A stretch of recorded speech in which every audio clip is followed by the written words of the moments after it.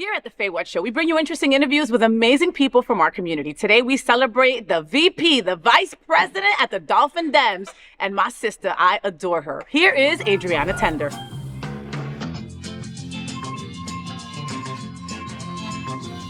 Good morning and welcome to the FayWhat Show. Today I am super blessed to have such a great friend in bed with me. Her name is Adrianna Tender, all right? And Adrianna is a program coordinator for a trans inclusive group and a board member of the Human Rights Campaign. She's a determined advocate with expertise in trans healthcare and HIV prevention. Adrianna is a recognized force for change, receiving so many accolades that if I start naming them all, it will take up the whole damn show. I'm just saying, all right? I just saw her get an incredible award at the Code Red Gala a couple months ago. Yeah, and it was just incredible to add to her wall of accolades, you know? And it's time to know more about Adrianna Tender. Welcome, Adrianna. Hi. Hi, baby girl. How are you, my beautiful sister? I'm good, and you? Good. Thank you for coming back on the show. Thank you, thank you. Anytime. So the last time I had you on the show, it was a quick interview because it was all that bullshit with the licenses and and you are always my go-to when it comes to any of that kind of stuff because you get all this fake news if you go do your research sometimes, you know what I mean? So I had to get you on the show for that. And now, I needed to get you back because I want our viewers to learn more about you. Okay? So can I call you Madam Vice President?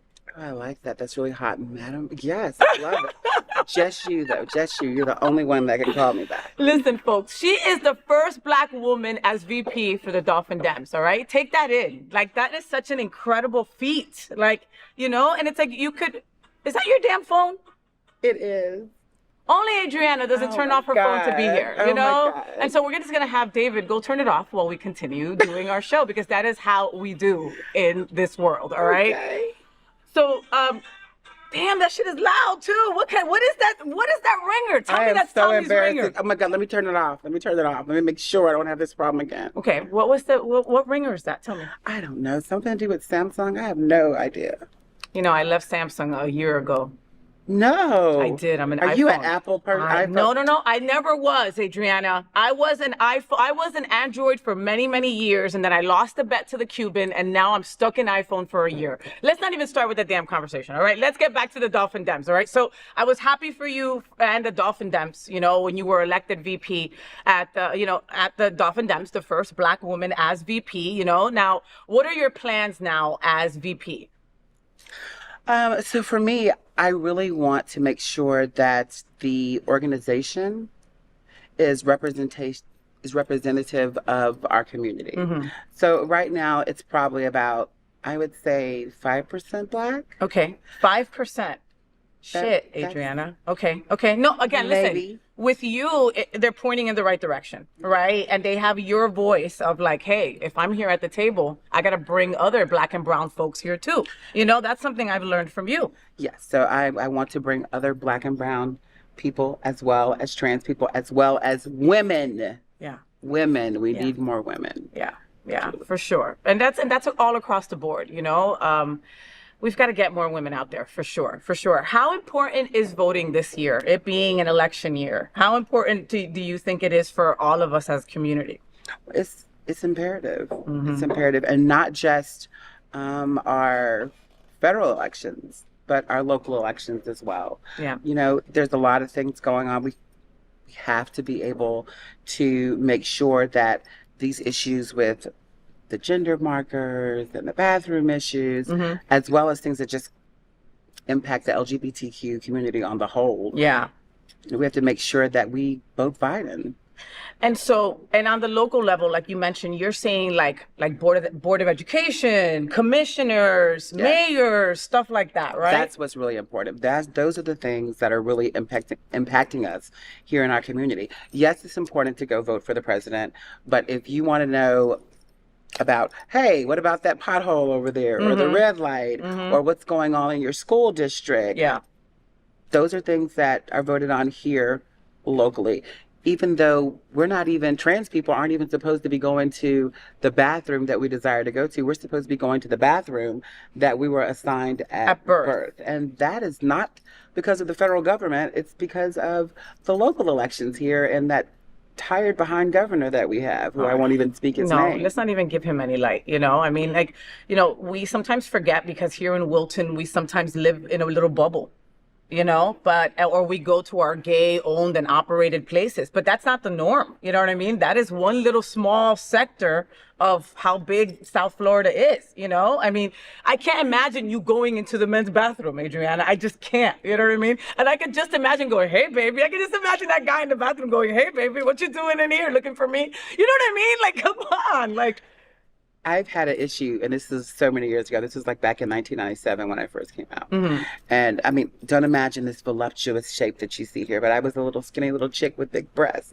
I worked at a restaurant called Denny's, and I remember for 2 years, they allowed me to go to the women's room. And we got a new manager. And the manager said, oh, because of your fellow employees and other constituents, as far as people that were coming to the restaurant, they wanted me to go to the men's room. Yeah. And I was like, you are completely crazy. And but I did. Mm-hmm. I went and I waited until it was like the hot hour, because I used to work in Miami Lakes. Mm-hmm. And they had this club called Mad Jack's that was like right down the street. Oh, so everybody would go there after to eat, for sure. 2:00 in the morning, the restaurant is packed. There's a line out the door. And in this area, it was predominantly Black and brown people. Mm-hmm. So I went into the bathroom, and I really didn't have to go. I just put another primp. I'm just making my face up. And oh my God, it caused a humongous mess. Oh my goodness. And so the men were like, they couldn't believe I was going in there, and the women were upset because they were like, what is this woman doing in the men's bathroom? Yeah. So because of that, they didn't let me go to the women's room, but guess what? They sent me across the street, down the street, to a bathroom at the Amoco gas station. And I'm going to just keep fast forwarding, but let me tell you what ended up happening. What ended up happening is I got all of the staff, all the other employees that were women, asked them, did they have a problem with me going to the bathroom? And had they ever heard an issue with any of the people that came to the restaurant? Mm-hmm. They said no. Waited till the staff meeting. I advocated for myself, and I made sure, and I talked to everybody, and guess what? I ended up being allowed to go to the women's bathroom. My God. And that's what's so important. It is so important, but you got to fight for your right to go to the fucking bathroom, Adrianna. You got to fight for your rights for everything. Oh my God, I guess you're right. Yeah, I know you're right. You do so much with the trans community at Trans Inclusive Group. Everybody over there just does so much. You just spotlighted Trans Day of Visibility a few weeks back, and thank you for allowing me to be a part of that. You have no idea how much that means to me. You know what, better yet, I think you do know how much it means to me. I don't think that most people do know, but you know. With that being said, you posted recently that if you're not Black and trans, please know your place when advocating for us, which is in the backseat. Representation counts. I'm not putting myself in that. I'm just saying, when somebody reads that, what should they take from that? I think that they should make sure when advocating for someone that they talk to those people and know what they want and know what place they want them to take. Okay. Like for instance, when you came, and I want to say thank you so much for all you do, and thank you for coming for the second year to our Trans Day of Visibility program, and hopefully we'll have you again next year. I would love that. That's a form of you advocating for us, but you're still advocating at our program. Yeah. We've asked you to do this. Yes, ma'am. It's almost like, and I hate to say, it's like, know your place, sweetie. Yeah. Not going to create something for yourself and then saying, oh, let's invite the trans people. Yeah. We're going to do this. Let me put together Trans Day of Visibility. You want to come along? Like, that's some crazy shit. I can't even imagine. No, leave that up to the trans people. Yes. Let the trans people tell you where they need you to be. Correct. Okay. Correct. Okay, like I had posted for Trans Day of Visibility, and I said thank you to you and Tatiana and Misty and just some of the girls that have helped guide me through this process, right? We have to continue learning. I keep on telling people, if you're not T, then your ass needs to continue learning no matter what. And that is every day. I'm in agreement. And I think there was a time and a place where we weren't front and center. There were times when there were not trans organizations like Trans Inclusive Group and the McKinsey Project, Adrianna Tender, and Trans Social, where we looked to the bigger, larger organizations Yeah. to to be there for us and to help us and to assist us, and we tell them what we needed, et cetera, et cetera, et cetera. Okay. Or they would tell us what they thought we needed. You needed. But now that we have those types of organizations, I think the other organizations should take a step back and say, let me partner with you. Yeah. That's why it was so great, even though, and I'm not spanking their hand or anything like that, because I went yesterday and it was great. I went to Sunserve T-Dub event yesterday and it was Kiki and it was great. But they knew, they was like, hey, let me partner with y'all. Let me partner with Trans Inclusive Group and see what you got going on and you tell me where you need me. And they were there. Misty came. You saw Misty there at the table. And that's how this should work. Okay. Yeah. And there's a lot of unlearning. And you guys always hear me saying that there's so much unlearning for our community to do. And it's sad that it's our community. We're under the same umbrella. Okay.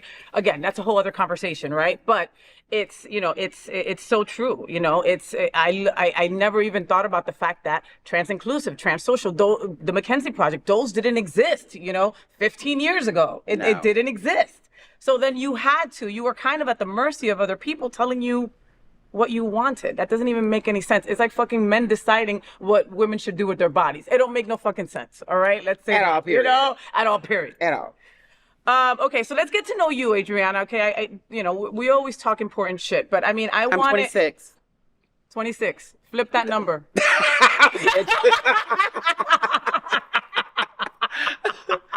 Oh my God. Hey, where are you from originally? So I am from this wonderful town in the middle of the Bible Belt of Florida called Panama City, Florida. Panama City, don't they have like a lot like big spring breaks and shit like that? Yes. Back in the day when I was young, just 26. 10 years ago. 26. They used to have all of the MTV spring break parties there on the beach. We are home of the world's most beautiful beaches, they say. No, they say, yeah. Okay, was your family supportive?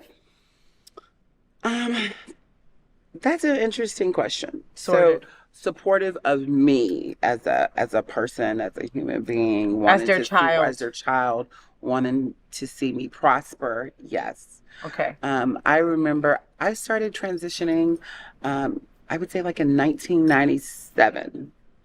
And my grandmother, God bless the dead, who passed in 2011, was 94 years old.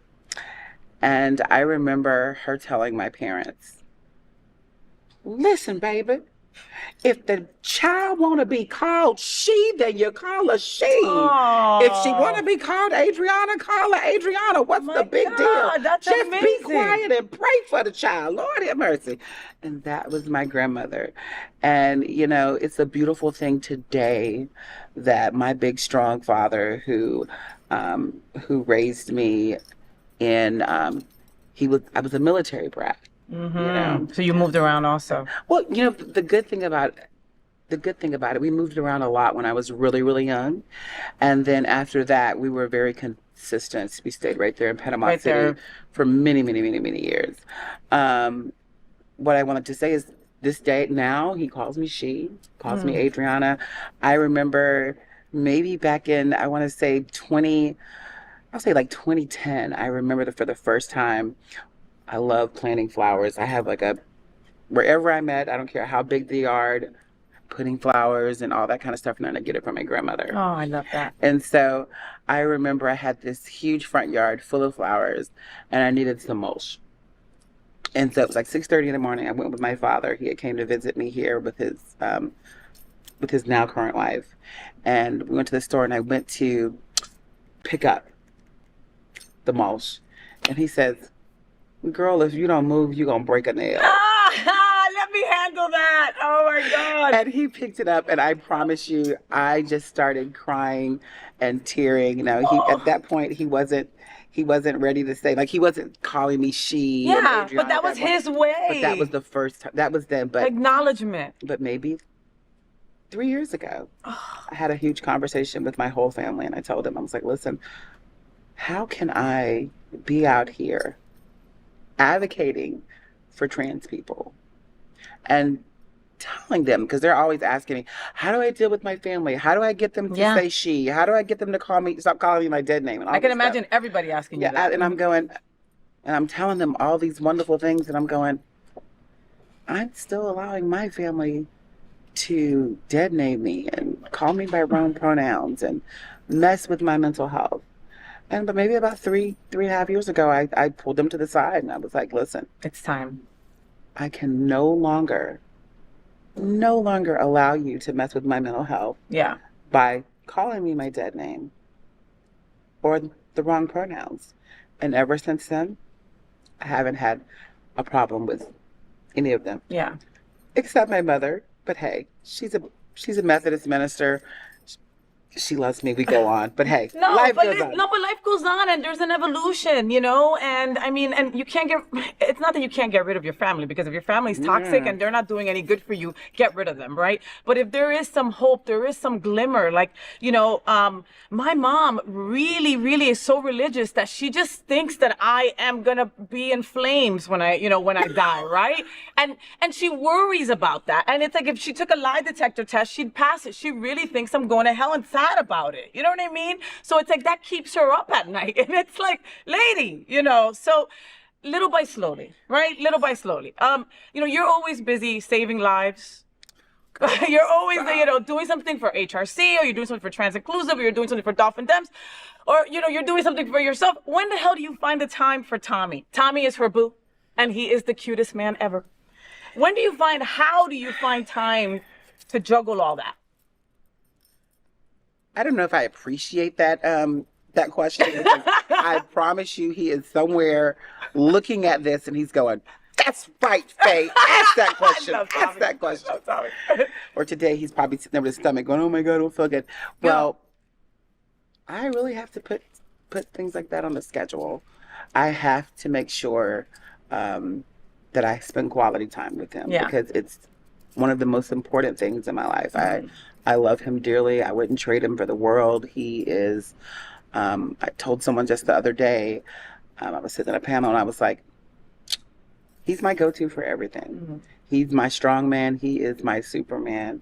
But I do have to schedule it. I'm always like, okay, time for Tommy. Yeah. Time for Tommy. Because he will say stuff like, "Okay, Adrianna, are you through trying to save the world? You know, that Tatiana Williams has you working too much at Trans Inclusive Group or all these organizations." Yeah. And he's like, I'm like, "Okay, baby, we're gonna do something." Yeah. We have to do something. Yeah, no, and I didn't, you know, and Tommy is like a force in his own right? Like I had no, you know, Tommy to me was Adriana's boo, right? Like, you know, my Cuban is my boo, right? And so it wasn't until I think TransCon that I got to be on a panel with him. I was leading a panel and he blew me away. Like, he's just so eloquent and so knowledgeable and like just knows where his feet are. You know, and that's refreshing, you know, and that gives other people hope. He truly does. I mean, like I said, there's a lot of things I run by him. I'm like, what do you think about this? Yeah. And he'll be honest about his answer. Dead honest. Oh, dead honest. Even when you don't want him to be. Even when you're like, you don't want. You were saying that your mom is a pastor. Basically, right? She is. She's part of the African Methodist Episcopal Church. And how long has she been a pastor? Your whole life, or no? No. Okay. She only became a pastor, I think I was in my late 20s. So it was definitely interesting it was like almost a revert. It was like from Adrianna to dead name, you know. Mm-hmm. And so now she knows that certain things could put me in harm's way. Mm-hmm. So she does her best to say things like, "My child, my love." Got it. "My eldest child." Got it. She does her best to do that. That's her way of kind of coping. But I also know that I know many people that have a parent that is really religious, or a pastor or a reverend or whatever. And because of that, it's made them run the other way from religion. And for you, church is still a big part of your world. So it is. The one thing I fight with on a regular with my mom, I'm like, don't let the outer confuse you. You know, you are my mother. You did raise me with all types of morals and values, and I was raised up in the church. There probably wasn't a day that I was not in the church growing up. Yeah. So now I'm happy. I found a family at Antioch Missionary Baptist Church, and I've been there since 2008. I And love Tommy it. goes with you also, I right? love it.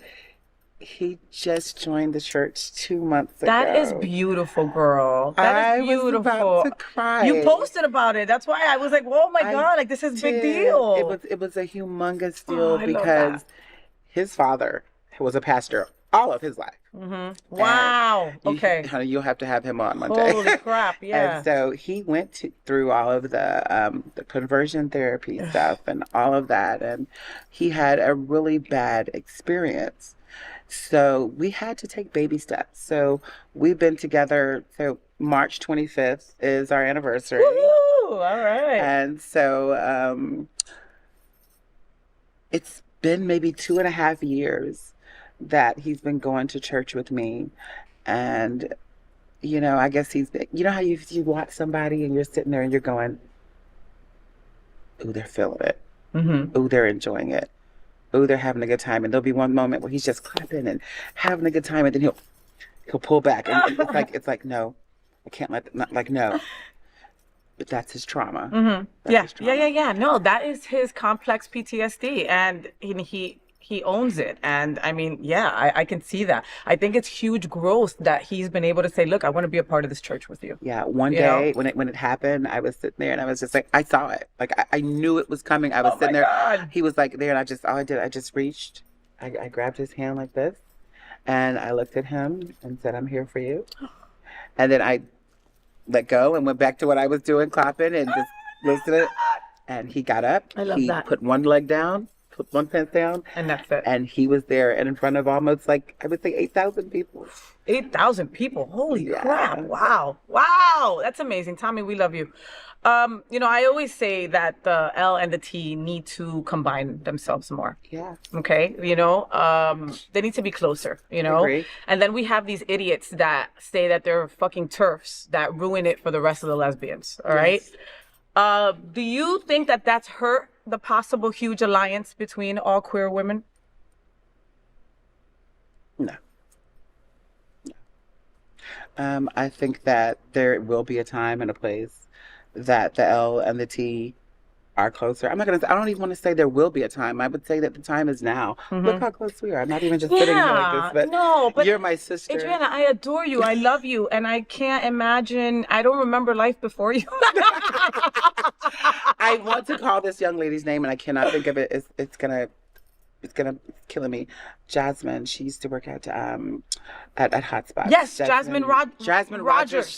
Rogers. Yes, hi, Jasmine Rogers. Yes. She is such an amazing individual. She reached out to me, and she was part of the reason that I got recognized with the Diversity, Equity, and Inclusion Award with the City Hall of Fort Lauderdale. Yeah.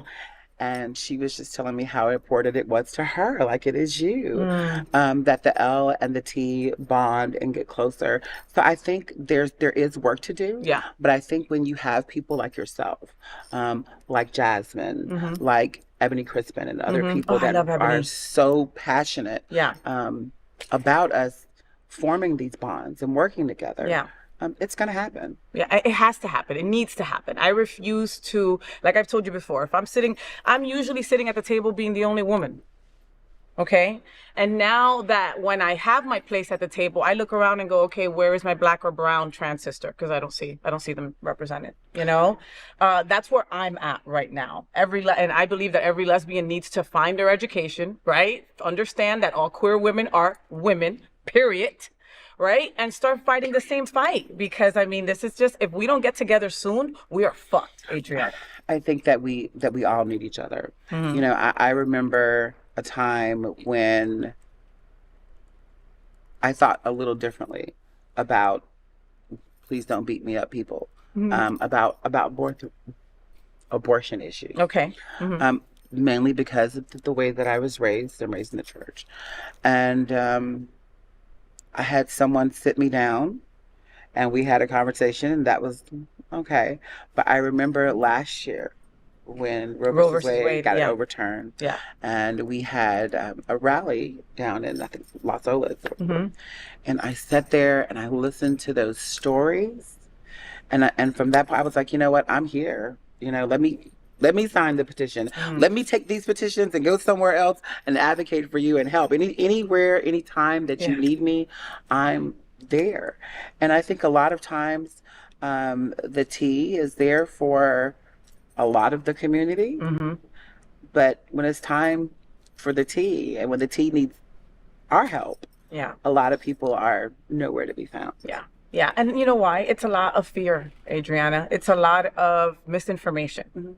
You know, I don't want to call you people idiots, but some of you are. You can. But some of you definitely are, you know, because it's true. You're absolutely right. You do. The T does stand up for any of the other letters. And then when it's needed reciprocated, it's not always the case. So, Adrianna, who are your mentors? Who do you look up to now? If you have an issue, who do you call? This is going to sound so funny. So, well, not funny. Well, one of the main people, even though we have issues, is my mother. I call my mom and we talk and I ask her about things and she'll give me her point of view. I may not always like it, but I'll listen, and I know that she's coming from a place of love and a place of faith. So my mother is one of those people. My executive director of my organization, we have a very interesting relationship. She is my boss. And she is one of my really good friends that I've known since 1997, and that's Tatiana Williams. And she's a pillar in this community. She is a pillar in this community. That could intimidate anybody. Truly. I mean, a lot of people, I just recently was talking to someone the other day and I thought it was hilarious. They were like, honey, that Tatiana is completely and utterly just arrogant. And I'm like, excuse me? I'm like, listen, she's fine, and she knows she's fine. I don't think it's being arrogant. She knows what she wants. She knows what she's capable of. Listen. She stands on business.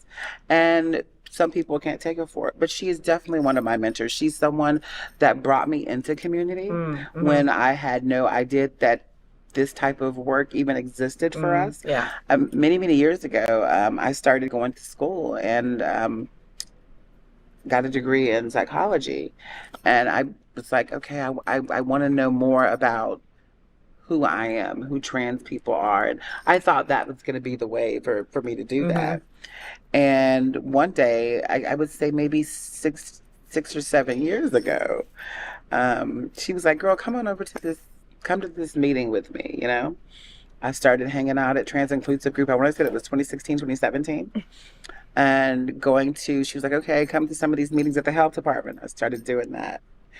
And she is how I got into advocacy. Wow. She kind of led the way. And I believe that that's what a leader does. Yes. A leader not only leads from the front, always leads from the back, and always makes sure that they're reaching back to get other people to bring them forward to help lead. I would not be a leader in this community today if it wasn't for Tatiana. Well, but she also saw something in you. You know what I mean? That's also not something that you can do with everyone, right? You can definitely say, hey, come with me to this and you can do this. But then she put you in a focal point. You know what I mean? Like people think of you and her when they think of trans inclusive, and she had to guide that to make that happen. Tatiana knows where her feet are also. And that is what can be portrayed to some people as arrogance. I don't think it's an arrogance thing. No. She's fine as hell. And she knows she's fine, but that's not it. It's just like, you're not going to tell me how to walk. You're not going to tell me how to be. I got this. That is what I get from the arrogance that people see. I think that, and I don't know what kind of language I can use on your show. I just cursed like 15 times. Well, I think she's one of those people like, I am who I am. I'm going to be who I'm going to be. And I don't give a fuck what you think. And that's how that is. And that's one of the main things that she's taught me. Not when you go in a room, you just don't go in a room and be like, okay, yes. Okay, great. Thank you. You go in there and you disrupt that bitch. You go in there and you let them know what you stand for and what you're about. Yes. And they either take it or leave it. I fucking love that. You walk into a room, you disrupt it. I love that.